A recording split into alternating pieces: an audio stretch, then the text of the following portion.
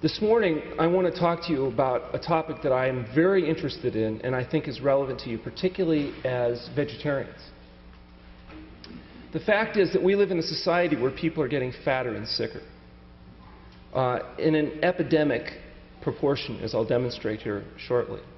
And there's a reason for it. It's completely understandable. It'll make sense to you.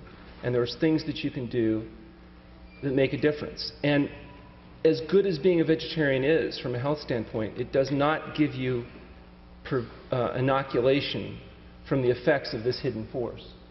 One misconception is that adults live a lot longer today than they did in 1900. Have you heard statements like that? Oh, we live a lot longer today. I've got it.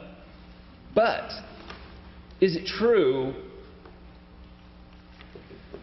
This information comes from the Center for Disease Control. This looks at how long do people live when they're 65 or when they're 85. In other words, an adult at 65 years old, how long can they expect to live? From 1900, an 85-year-old could expect to live 4 more years. Today, an 85-year-old can expect to live 5 more years. So an 85-year-old can expect to live about a year longer than they did in 1900. Now remember, that's before the advent of antibiotics and all the miracles of modern medicine.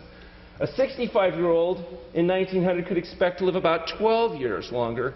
Today, 15 to 16 years longer. If we look at it in a different way, years left to live at 65, it's 4 years increase from 1900 to today, and a 2-year increase at 85. Now, how could that possibly be true when we admit that life expectancy has gone up 28 years?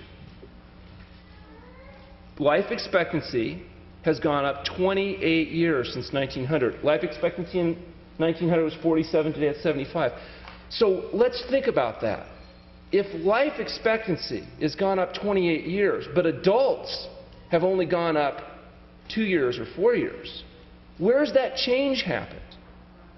It's happened in infancy and in childhood.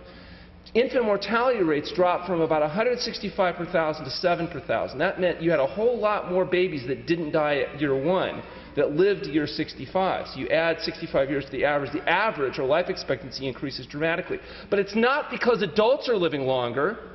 It's because children are not dying in infancy or in childhood. And the reason they're not dying has very little to do, by the way, with modern medicine. It has to do with improved public sanitation issues more than anything else.